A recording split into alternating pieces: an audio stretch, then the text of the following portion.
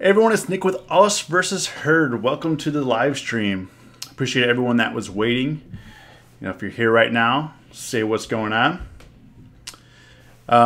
If you're new here, hit that subscribe button. Really appreciate that you're here. Thanks so much. Today we're going to be talking about surviving the market drop, and what I want to talk about today is the #1 chart pattern that made me a millionaire in just 3 weeks. And now what I'm going to show you today is the only chart play that you ever need to know to become a millionaire in 3 weeks. So I'm just kidding, guys.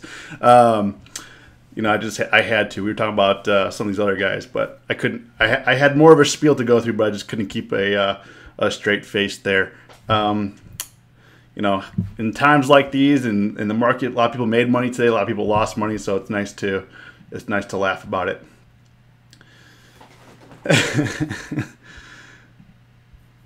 Jeff, what's up? Brian K, what up? Oliver, how you doing? Ahmed. Yeah, if you're here right now, say what's going on. We're looking at some pretty crazy charts. Right now, S&P is down 106, Dow is down 951, and NASDAQ is down 361. Got a crazy day. Yep, thank you. I went out. I put some positions on at lunchtime and got a haircut. Brian, I went out and got my hair cut today. So we're going al natural today.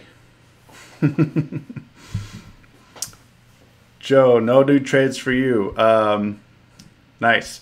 Yeah, so what I want to talk about surviving the market drop. And I said market drop. I didn't say, I used drop instead of crash, because if you look at the charts in the last couple of days in terms of people saying this is a huge crash, or this is this and this and that, and like at the end of the day, I have my own opinion. Everyone has their own opinion. CNBC has their own opinion. You have your own opinion. It is what it is. But in my opinion, I'm saying market drop. The market is dropping, but I feel like it's not panicking, because like these down moves like today seems like very, very not manipulated, but like orderly and calculated. Like they're bringing it down kind of low and slow throughout the day. Yes, it's dropping by a lot of points, sure, but there's no like panic. There's no like flash crashes where it's dropping down here, zinging back up, going back down, and going back up.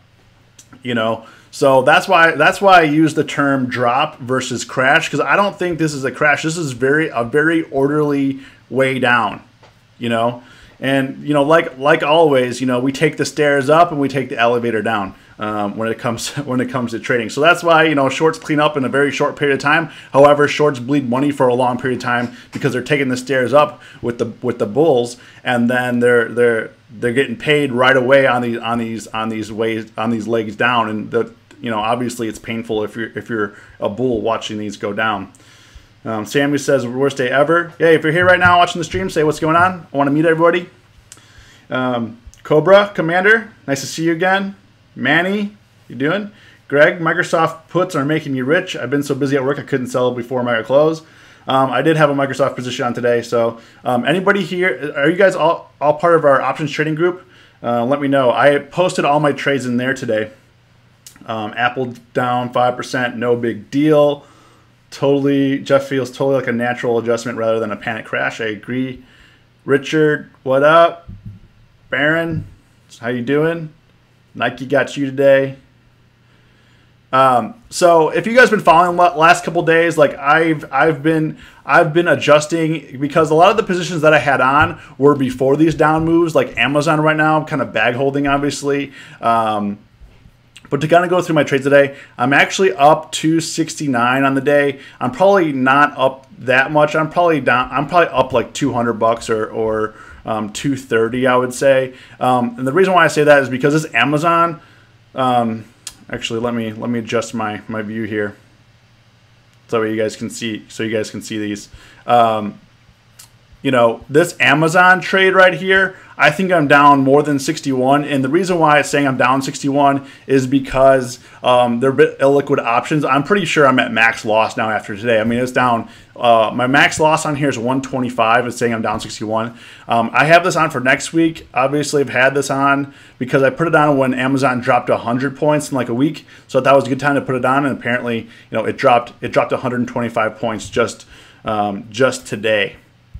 So, I'm pretty sure I'm max loss. So we'll see. This doesn't expire till next week. So, we'll see where the market goes. The one trade that I wanted to point out was this Square trade. So yesterday I told you like the Square the premium just ate me alive because yesterday Square just was sitting flat. So on this down move I had a strangle on and then it was just sitting flat. And I told you that my goal for this trade was not to make a profit. At this point, and I have to protect my account. So, surviving the down days or surviving when positions go against you, it's not always about making profit. My goal was then to break even. And then so I was actually down yesterday on Square about $140, I believe. And today it came back around. I was actually closed it out for a $20 loser only. So I got most of my money back.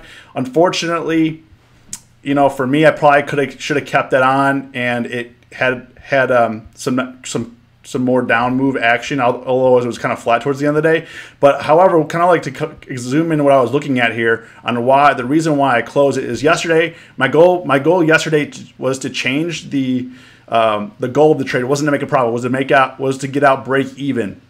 And as you can see here, we had a huge down move. Let me zoom out a little bit so you can see what I'm looking at here.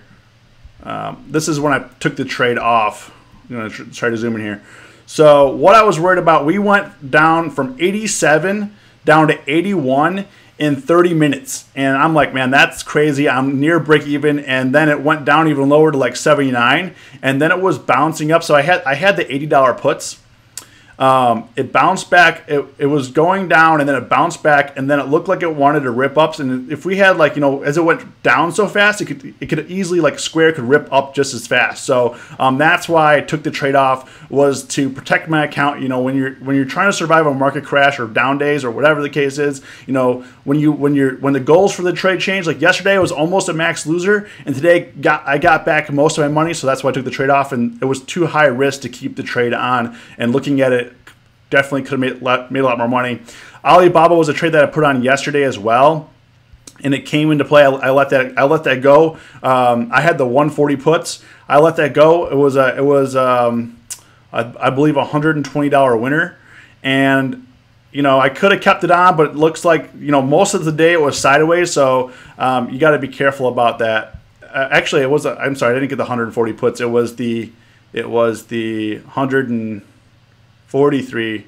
Yeah, 143 put. I'm sorry. So I could have made a lot more money there. So, based on the trades that I have here, I left a lot of money on the table. But due to volatility, you could easily, in a market like this, lose those gains. So I didn't want to lose those gains. I mean, as you can see, the S&Ps were they dropped all day. But they could have also reversed, like on Monday. Monday, if you look at it, we thought this was bad. On Monday, when it dropped this far, but then it came back almost to break even. So I was kind of worried about that as well. It just seemed like it wasn't going to continue on like this. And to my surprise and to everyone's surprise, it did. So in the down days and surviving the market drop is kind of what I want to talk about. Is when you set new goals for yourself, make sure you stay disciplined. I could have kept this trade on, but it was getting too high risk. I only have a couple days left. It was expiring Friday, so I took the money. And then Alibaba, I actually put another trade on now. I have 135 puts and $145 calls because I thought maybe it would bounce back. We were down a lot. Usually there is some sort of bounce back, but apparently we're not getting that type of bounce back here.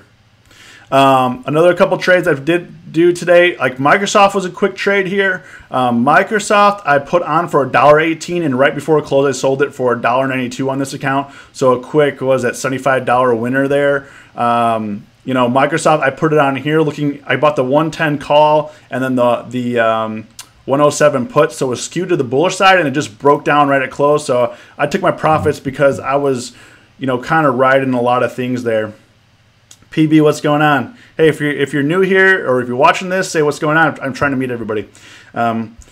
So I have some other positions on, so I definitely took profits on Microsoft in case we did get that bounce up. So I also put on a GS play today. GS, I bought for $1.22, the 212.50 put and the 222.50 call. And this was more for a play not on today, but JP Morgan's having earnings. And I thought that they were going to, it would be a cheap play for their earnings play. So depending if JP Morgan's good or bad, right now we're at 214.51. If this is profitable tomorrow, I'm definitely going to take the money. And maybe I'll put a new position on for Friday. I don't know, but in this market, you got to take profits because as easy as it's going down, it could easily just rip back up as well. So anybody that traded the crash in February would realize that as well. And if you're trading in February, you could tell the difference between that and this. Like that was some flash crash stuff going on. That things were zipping down, zipping up. I mean, Amazon was having 100-point swings in like 10 minutes, and today that was not the case. Like as you can see, everything was orderly. Everything was brought down without panic. Everything was just brought down really nice and slow. So. Yes, it did go down a lot of points, but it wasn't. There was no panic here. There was no panic, which is interesting for me when trading. Other trade that I did, Tesla I lost $50 on, so I had the 320 calls for next week. I sold those for 55 cents. I bought them. My average was like 72 cents, so I lost like $50 on that. And then I bought the 305 call for 92 cents. The one thing I liked about Tesla ripped down, and I put a new position on, and it really was holding its gains here into the later part of the day. So. Not really holding on to its gains, still down like $5, but it was holding on, unlike everything else was just selling off like crazy. Let me know how the stream is going for you guys, if you're getting any lag or anything. I'm not sure. Everything seems good on my end. Stream House seems good, so let me know. PB, thank you. Yeah, Facebook, Joe. So Facebook, another thing about protecting my account. Like I said yesterday, on this huge spike, I got back to break even on Facebook. On this spike, this was another trade that I was down like almost a full loser. I got back to break even. I lost $5 in the trade, and thankfully I did sell because now if I didn't, it gave back all those gains yesterday. And then yesterday and today, we're down to 150. So I probably should have put another position on, but Facebook was looking really expensive yesterday, so that's why I didn't put a position on. What else did I do today? VIX, I averaged down, so my position on the VIX. I averaged down because we got some price action, obviously crazy. I'm now at like a 20-cent average. The original position I had on was for 30 cents, and then I bought a couple more today for 15 cents. And I don't know at this rate if we're going to get down to the low teens by next week. But we got a week, so we'll see what happens on that. Richard Johnson, just wanted to say thank you for all your knowledge, man. I've learned a lot from you in the last few days since I'm new to the stock game, and I appreciate that. That definitely means a lot. Like, thank you so much.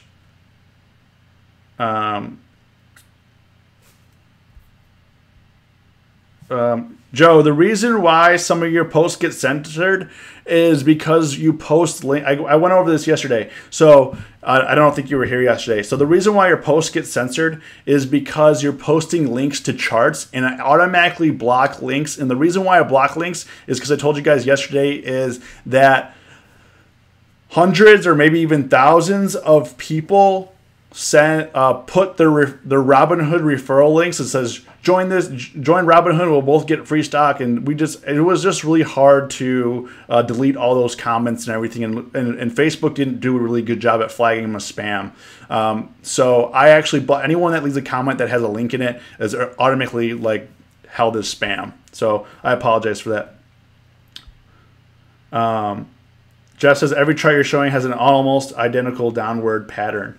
Yeah, that's what I mean. Like everything was just very orderly, and I actually thought like Microsoft today we're gonna have some bounce back, but to my surprise, we fell apart. So leave a comment, guys. Were you guys green today? How did your day go? Want to talk about that? Any plays that you want to talk about? What are we gonna do to beat this up. So what I was saying a couple days ago. So Monday I was down like 180, and yesterday I was down about 70. Today I'm up 250. So I'm still like, in terms of my realized profits, I'm actually up on the week, but my unrealized profits, I'm down probably about 70 or 80 bucks unrealized right now. But I did put some new positions on, so I can battle that out a little bit. And there's always in a rotation. So like when you're for me personally, when something goes against me, I play a little bit of defense, whether I put another position on the same stock like I did for Tesla,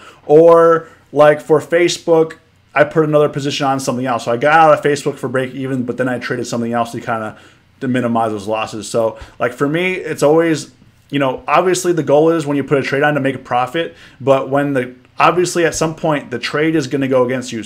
At some point the trade is going to, go the opposite direction of what you want to do, or not do what you want to, because a lot of times the stock market is not going to do what you want to do. But the way is how you're going to roll out of that. How you're going to make money. Like Square and Alibaba was down on yesterday, pretty big. And like I told you yesterday, like if it wasn't going to work out today, and since it was expiring Friday, I was going to play more defense and be a little bit more aggressive. But luckily, both Alibaba and Square came through for me today in a bigger way. Facebook earnings are on October 30th. Yeah, I mean, I think this earnings season is going to be very, very, very important for, confirming how high these stocks are, or it's going to have some problems, or it's going to highlight the problems. I mean, Linda still has the paper trade on Alibaba up over 7,700. Nice. Yeah, I mean, I tell you guys, there's nothing wrong with paper trading. Learning how to trade is better than putting your own money at risk and then like taking your account to zero. That's terrible. Barron's down 100. So don't get discouraged, man. Always play defense. So that's why people are like, hey, why don't you trade too big, or why don't you trade bigger positions, or why don't you do this? And at the same time I'm showing you guys one account. I'm also trading like on 3 different accounts at the same time. So if I'm up 100, I'm up really like 300. If I'm down 100, I'm down actually like 300 on the day. But that being said, the reason why I keep my positions low is because I have the ability to maneuver, get out of positions. I'm able to put new positions on. I'm able to counter positions. I'm able to play defense when I need to play defense. And that's the important thing. Yes, my gains are maybe capped, but also my losses are capped as well. And I'm able to move out of those accordingly. So even though this week has been a tough week, I haven't made a lot of money. I've been able to maneuver the markets the way that I need to maneuver to not lose money. If I were to just let everything go, I mean, I'd probably be down like 500 right now. Jose lost 70% of his portfolio. YOLO'd CTAS puts and VXX calls and bounced back to just minus 50. Well, Jose, don't YOLO, and always play defense. YOLOing and stuff sounds good in theory until you do it over and over and over again, and all those things expire worthless, and then you realize how much money did you actually lose gambling in the market. Like I have a couple videos on this. If you want to go back, or if you want me to send you the link, let me know about gambling in the market or using it as a casino. It's definitely not the way. It's definitely not the way to go. If you're joining us right now, say what's going on. I want to meet you. A lot of people are coming in right now, which is crazy. I mean, you guys are insane. Derek could buy some long positions on the massive dip. Yeah, so Derek, I did buy. I think it's good for buying stocks right now. I put that Amazon trade on last week. Oh, look at that. I didn't even look at how big the bar was. Oops. If you're looking at Amazon, when it was above 200, I actually put the position on when we were down here in the 1900s last week, and now I didn't actually think we were just gonna. I thought maybe we bounce at these levels. So you just gotta be careful when you're loading up long positions right now. I mean, there's risks. There's risks for people that are buying calls and puts, and also people that are shorting calls and puts. Because a day like today, I guarantee a lot of option sellers weren't anticipating this kind of move, and those went against them. So there's risks right now on both sides, whether you're a premium buyer or premium seller, you know, because these moves were way expected. I mean, today would probably be a good day to sell some premium. You know, because if we get some flat days after this and IV really contracts, you know, the option sellers are going to clean up, and the option buyers are not going to do so well. Joe says I'm getting closer to my USO trade. Nice. Jose, I would expect all consumer goods companies to say they see a slowdown. So I guess we'll see. That's the nice thing. That's the nice thing about earnings. Sarah Kit lost 300 on a Facebook call, but made 600 on a LABD call. Overall, I'm happy. Nice. Play defense. Sammy says you need 5K plus to make money doing options. I disagree. I think you can make, if you know what you're doing and you've paper traded accordingly and you feel good and you're constantly winning your paper trades and you're improving your win rate, you could get started with as little as $500. Now you're gonna have to trade small and not be super aggressive, and the climb is gonna be slow, but as long as it's steady, you're gonna be making money, and that $500 account will turn into $1,000 in no time. Oils in Contango, you're getting some drag on us. USO, sell out the money later dates. Oil is down today, $2. Any thoughts on AC says any thoughts on C earnings? Let's see here. What is C? Citigroup. So I'm not gonna trade earnings this round, mainly because I'm not. It's kind of a gamble. And what I did trade was I told you guys this earlier in the stream. I put a position on Goldman Sachs, and the reason why I put Goldman Sachs is on because J.P. Morgan and some of the other banks are reporting, and the options here are going to be underpriced compared to the other ones, and GS will move based on how the other banks report as well.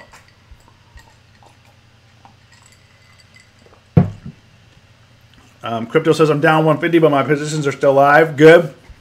Keep it going. Yeah, I mean, I was down 200 on Monday, but I didn't cash a single thing out, and I added positions, and I'm actually able to trade my way out of situations. So, you know, real traders can trade their ways out of situations. They don't just say, "Oh, I lost $200 a day.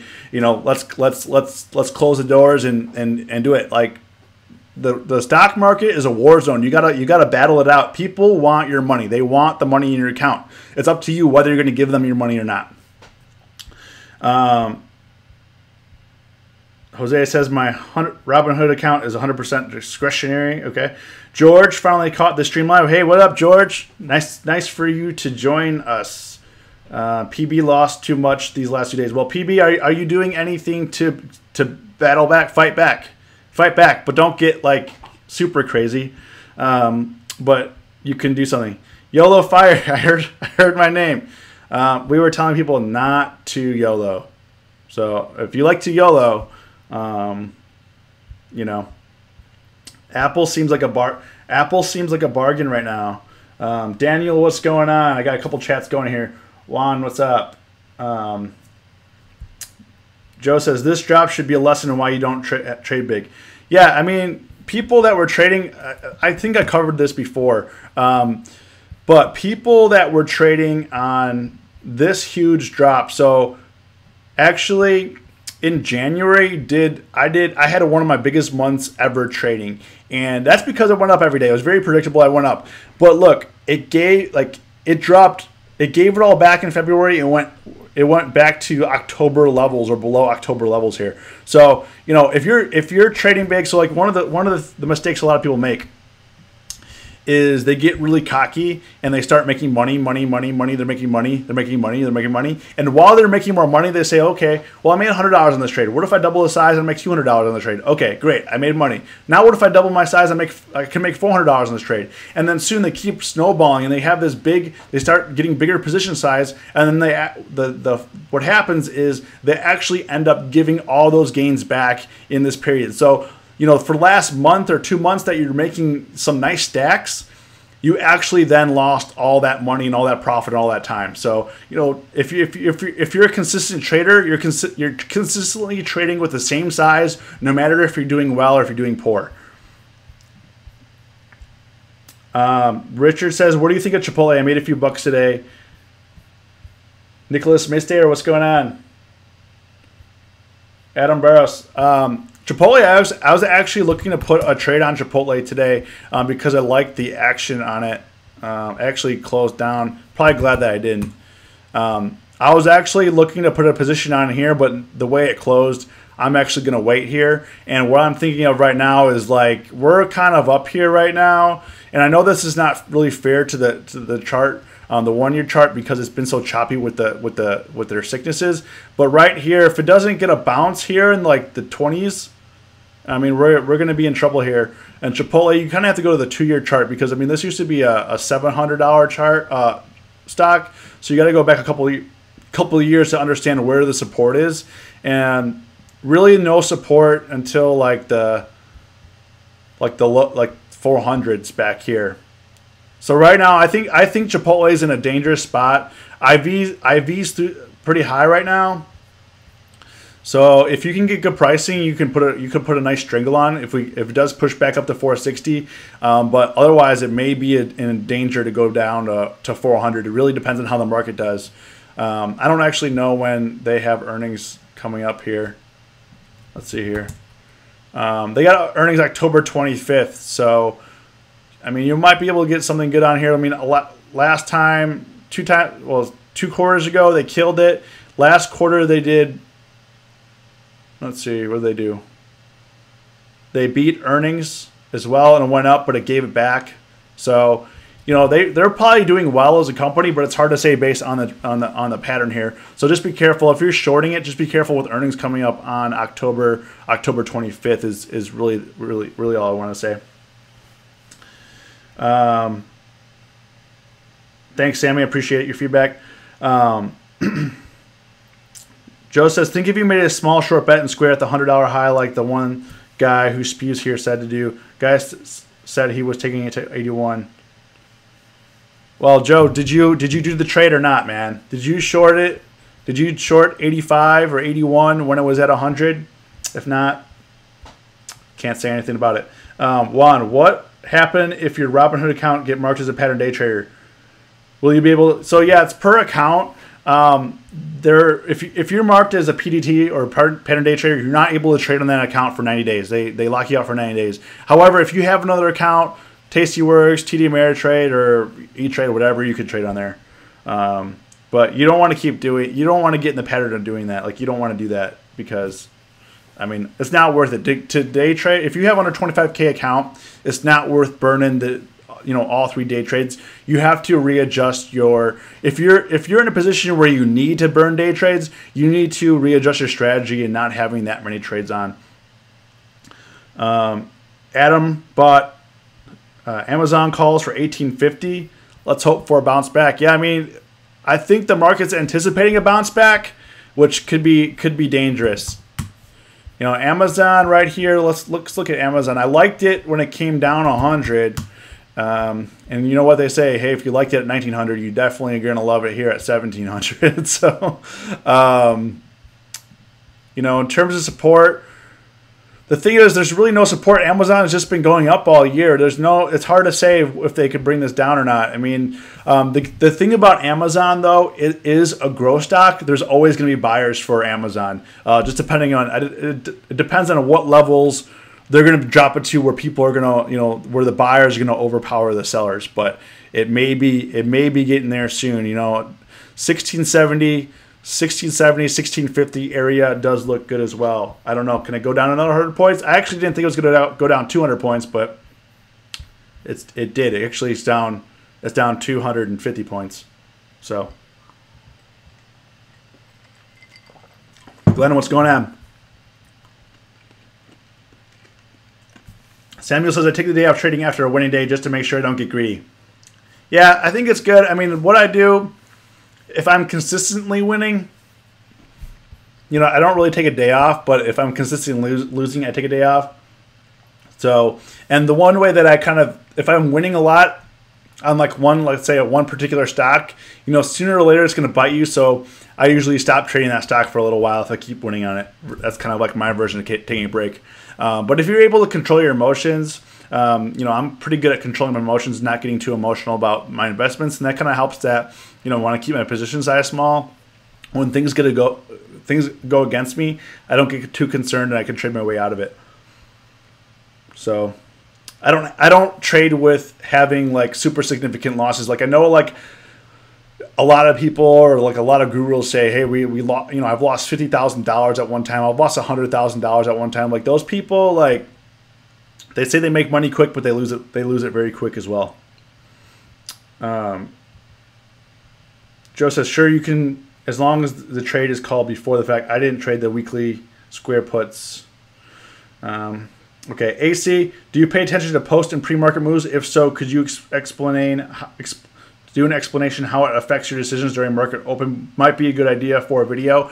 So, like pre-market and after hours, because we can't, you know, options traders, you can't trade options after hours.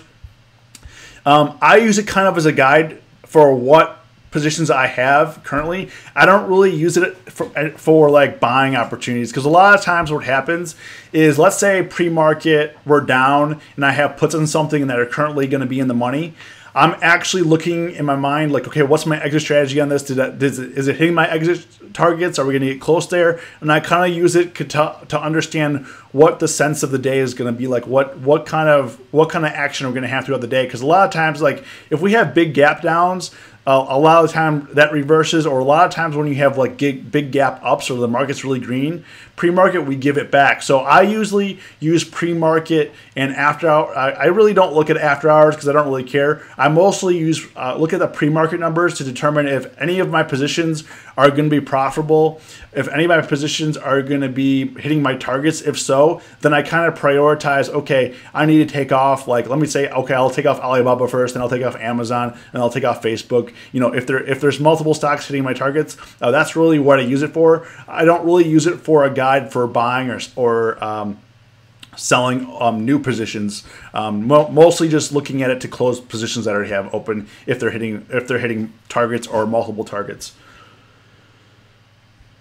Cobra, can you give more examples of how you play defense and trade your way out of losses? So, like I was saying at the beginning of the video, like Square, I was down on. Let's go back to Square. So on these down moves, let's highlight this right here. So hope you guys can see this. It's kind of we'll do one day at a time. So on this down move here, I put a Square position on. But the options were pretty expensive, and then yesterday, because it didn't move very much, because we didn't do anything yesterday, IV just got crushed. Those options out of the money got crushed, and I was down like 70% on it. So what I was thinking of doing was putting either, if today wasn't going to work out, like if today wasn't going to be a day that I could take my positions off. So one of the ways that I play, you know, I mitigate my losses is, okay, instead of trying to make a profit on this position, my new goal now is to break even. So forget the profits, just break even, protect the account, protect your money, get your money back, and determine how you can do that.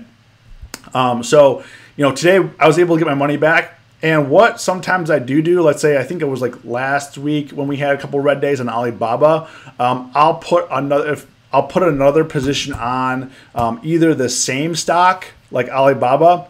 I'll put a position on either the same stock if it goes against me, or I'll do something else. Like I bought some. I was short the market, but I bought VIX puts. So because I bought VIX puts, I want the market to go up or settle down. I want volatility to decrease, so I'll play it that way. So I also bought VIX puts to balance my portfolio out. Right now, VIX puts aren't doing so well. You know, we're down $55 on that. But I'm not too concerned about that, because even if these go to zero, that means I'm going to be making money on these other positions. If I start making money on the VIX, you know, that means I'll be losing on something else. So at the time when things are going really red or really against me, I don't really look to be making profits. I look to zero out or how to balance out what I have. So that's really what I'm looking for.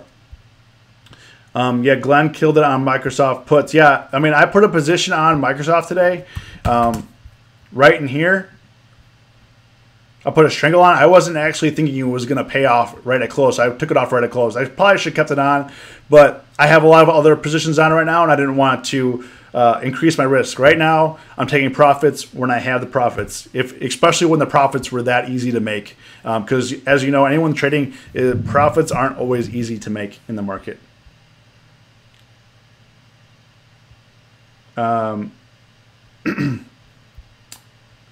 Oh, you couldn't hold. Glenn couldn't hold for PDT. Hopefully, it'll open in the morning. Yeah, I mean, it looks so good. Looks good right now, but who knows? I mean, right after that's what I'm talking about. Like after hours, you can't really gauge where it's going to be tomorrow. Like this move, like even if this goes down to 103, we could wake up tomorrow pre-market this be at 107. So you can't really like pre-market and after hours is really a guessing game. It's usually used to like mark where you think the day is going to go versus it being true, because most time pre-market and stuff didn't matter. Like today, Microsoft was up a little bit pre-market, but didn't mean anything. Some of these other ones like Facebook yesterday, was it? Facebook this morning I think was green by a couple cents, but that didn't mean anything. So I don't really like using pre-market. Oliver says you nailed it when you said position side. Appreciate you. Definitely appreciate you. Jose, I'm entertained watching Cramer beg the Fed to stop. I mean, does anyone think Cramer knows what he's doing, or does he just get a nice paycheck for spewing out for whatever he wants to say? Because I think Cramer is... Honestly, he's probably not a great trader, to be honest with you. I don't even think he shows his trades or anything like that. Like, I mean, anyone could talk about the stock market. And I mean, as you know that, I mean, I'm on here right now talking about the stock market. Obviously, I'm showing my trades and stuff, but, Cramer just says wherever he wants, and he gets retail buyers to do something. And a lot of times the opposite happens, which is, like I said, like don't listen to analysts, don't listen to me, or listen to your own convictions when it comes to purchasing stock and understanding what that stock is going to do. It's your money. Don't listen to somebody else when putting positions on or taking them off. Buy a strangle for our Facebook strangle for October 26th. Is that when they have earnings? Yeah. October 30th. Yeah, Facebook, October 19th, October 26th. Yeah, what I would do though, if it were me, right now for buying premium, because IV's through the roof, buying premium is going to be hard, especially like further out. Like this is going to, like a lot of these might get crushed here. So I was definitely not trying to put a lot of positions on, especially like long-term positions. George says, I think Cramer's awful. Sammy says, I am a good example of a full traded big. No, thinking I know what I'm doing. Live and learn. Yeah, Sammy, as long as you learn from it, like we all make mistakes in the market. Like that square trade I put on Monday, yesterday I regretted it big time because the stock did nothing and those premiums got deflated like crazy and I instantly lost money. And obviously it was unrealized, and thankfully the square came alive today and I was able to get out for break even. But as long as you learn and also know what's good for you, know your personality, what trades, write down what trades were you the most profitable on, what did you do, and try to learn those strategies that you're good at. Like everybody may not be good at the strategies that I use, and I might not be good at the strategies that you use to profit. But if you're good at profiting at using a certain strategy, keep doing that. Like right now, for me, I'm able to make decent returns on Stringles, and a lot of people I know can't make money on Stringles. So just keep that in mind. Greg says Cramer's wrong a lot. George is awful. Jess says Cramer is a knowledgeable and a personality. It doesn't add up to savvy investing advice. He's ratings candy. Yeah, I mean he's all show. We're probably gonna cut the stream here. We're coming up on 40 minutes soon. So if you guys got anything to add, would appreciate you. Jose, Cramer makes bank. Just his character. I'm sure Cramer makes a lot of money. But does most of his money coming from his TV show? I know he writes books and stuff, but You know, Joe says, I disagree with the statement. A stock that signals that an after-hours low is a low that needs to be taken out and won't overcome the fact if it opens. I don't agree with that, Joe. I don't agree that the stock market needs to do anything.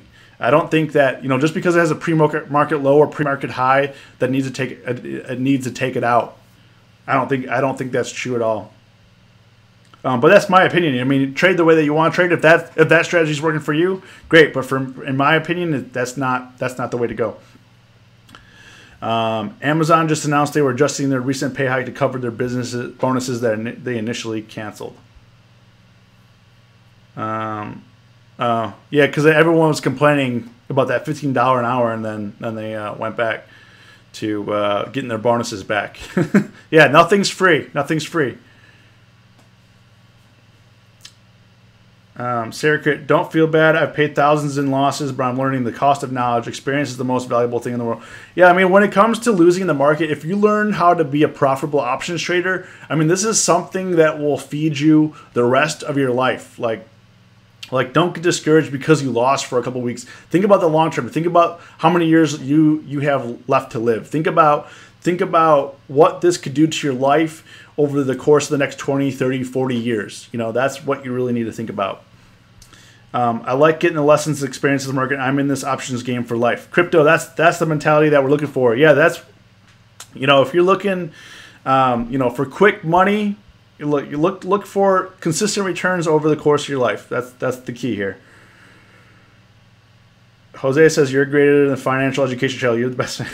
I appreciate that. I mean, I'm just a regular guy that trades options, but I appreciate everyone with the kind words. Richard Johnson, can you explain what a vertical is? You talk about it a lot. So vertical short spread. So I actually have one on right now on Amazon. So it's deep in the money, unfortunately, but let's pull it up. So I was long Facebook. I actually have to open up more strikes here. So it's bad. Right now we're bad. Where's my position? Oh, we're so far away here. Wow. Okay, we're deep in the money. But anyway, so if you look here at my position, so I was actually long. So when you're long and you want to short, you short puts. When you want to short the stock, you want to sell calls. So since I was long, I sold the 1910 put, and I bought the 1907.50 put. So a vertical put spread basically means you have a defined risk trade. So that means I can only make so much money. However, I can only lose so much money. So on this trade, I took $1.20 credit. I think I can lose $1.30 on this is my max loss, which we're probably there now being so far in the money. But since IV expanded so much, we might not actually be down that much. We might be down like 70 or 80 cents on this. So basically, short story, same for the calls. You short the one closer to the money, you buy one further out. Is basically how you construct a vertical spread. I have some other videos on that as well. Yellow, Kramer hired Farmer Bros an intern. Nice. Kramer Berkowitz. Juan says I'm holding 6 Amazon stock 2025. Let's see how long it will take to go back out. I'm planning to buy 6 more once I see it bouncing. Yeah, I mean, if you're holding stock on Amazon, I wouldn't be too concerned. You know, I mean, for me, honestly, this looks like probably more of a buying opportunity than anything else, since we're experiencing some levels we haven't seen in a while on Amazon. Jose, but you give us real info, not clickbait. Yeah, I mean, I'm just trying to keep it real with you guys, and I'm just trying to keep it, you know, the way that I experience. This is pretty much just me documenting my journey as an options trader, seeing it the way, you know, looking at the market the way that I see it, and just relaying it out to you guys. I mean, you guys could be spewing a lot of hate. I wasn't sure when starting these videos if you guys are going to be like, hey, these are great, or these suck, or just call me, you know, all sorts of names and say, just start spewing hate. There's a lot of haters online, and I wasn't sure what kind of feedback I was going to get, but you guys have been really encouraging so far, especially like as an option trader in this, and you know, we're all in this game together. So I definitely appreciate you. George, I've been trading options since 2014.